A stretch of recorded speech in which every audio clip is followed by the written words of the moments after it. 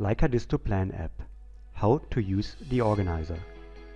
In this video I will explain how to use the Organiser in the Leica Disto Plan app. The Organiser helps you to quickly access, organize and share your work. The recently opened section provides quick access to your recent work. All your sketches and plans are automatically saved in the categories All, Projects, Sketch and Photo and Plans. Just tap on the preview of an item to open it. The best way to keep your work organized is to use Projects. Open the category Projects to create a new project folder. You can create a new sketch of any type directly inside the project folder by tapping on the New Sketch button. All categories allow to sort your data by date or name.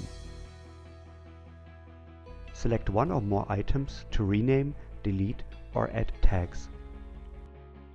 To organize your data, you can move any sketch or plan to a project.